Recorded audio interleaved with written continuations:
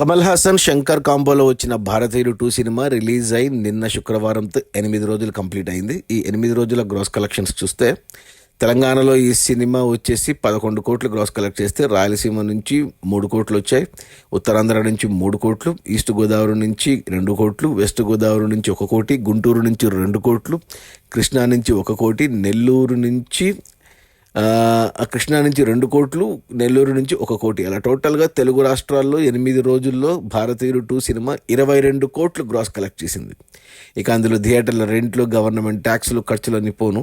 Distributor share వచ్చేసి తెలంగాణలో 5.5 కోట్లు ఉంది. ఈ సినిమాని తెలుగులో మన Suresh production Suresh Babu and Asian cinema Sunil Narang కలిసి 20 కోట్లకు కొన్నారు ప్రొడ్యూసర్ల దగ్గర, తమిళ ప్రొడ్యూసర్ లైకా ప్రొడక్షన్స్ దగ్గర.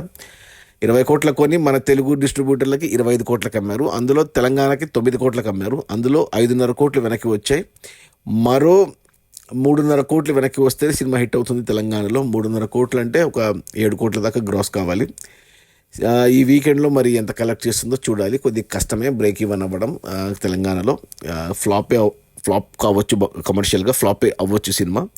ఇక రాయలసీమలో ఈ సినిమా 4 కోట్లకు ఉంటే ఇక్కడ 1.5 కోటి షేర్ వచ్చింది. అంటే ఇంకా 2.5 కోట్ల షేర్ రావాలి అంటే 5 కోట్ల గ్రాస్ రావాలి. ఇక్కడ కొద్దిగా కష్టమే. ఇక మిగిలిన ఆంధ్ర మొత్తానికి 12 కోట్లకు ఉండే డిస్ట్రిబ్యూటర్లు ఇక్కడ వచ్చేసి 6 కోట్ల షేర్ వచ్చింది. అంటే సగం వచ్చింది, ఇంకా సగం రావాలి. 6 కోట్ల షేర్ రావాలంటే మరో 12 కోట్లు గ్రాస్ రావాలి. కొద్దిగా కష్టం ఇక్కడ కూడా. అంటే ఓవరాల్గా చూసుకుంటే తెలుగు రాష్ట్రాల్లో 25 కోట్లకు ఉంటే 13 కోట్ల షేర్ వచ్చింది. అంటే ఇంకా 12 కోట్ల షేర్ రావాలి హిట్ అవ్వడానికి. తెలుగు రాష్ట్రాల్లో 12 కోట్ల షేర్ రావాలంటే 24 కోట్లు గ్రాస్ రావాలి. కష్టమే. సో నాకు తెలిసి సినిమా కొన్న డిస్ట్రిబ్యూటర్లు ఒక 10 నుంచి 12 కోట్లు అయితే నష్టపోతున్నారు. సినిమా కమర్షియల్గా డిజాస్టర్ అని చెప్పాలి. 50% రికవరీ అవుతుంది, 50% పోతుంది. ఇక ఒరిజినల్ తమిళ్ వర్షన్ తమిళనాడు రాష్ట్రంలో చూసుకుంటే సినిమాకు 44.5 కోట్లు గ్రాస్ వచ్చింది 8 రోజుల్లో. ఇక కర్ణాటక నుంచి 8.5 కోట్లు గ్రాస్ వచ్చింది. ఇక కేరళ నుంచి 5 కోట్లు గ్రాస్ వచ్చింది. ఇక హిందీ నుంచి 7 కోట్లు గ్రాస్ వచ్చింది.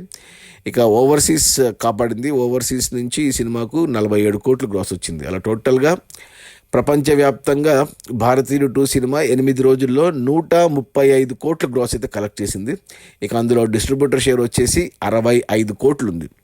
ఈ సినిమా బడ్జెట్ 300 కోట్లు అయితే 170 కోట్లకి డిస్ట్రిబ్యూటర్లకు అమ్మారు. అందులో 65 కోట్లు వెనక్కి వచ్చాయి 8 రోజుల్లో.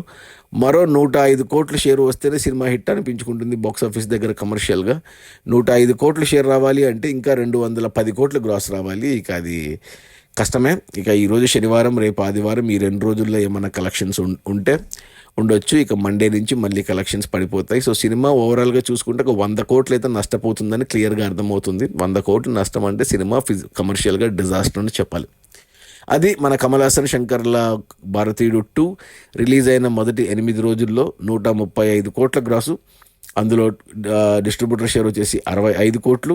సినిమాను డిస్ట్రిబ్యూటర్లు 170 కోట్లకు కొంటే 65 కోట్లు వెనక్కి వచ్చాయి. మరో 105 కోట్లు వెనక్కి రావాలి సినిమా హిట్ అవ్వడానికి.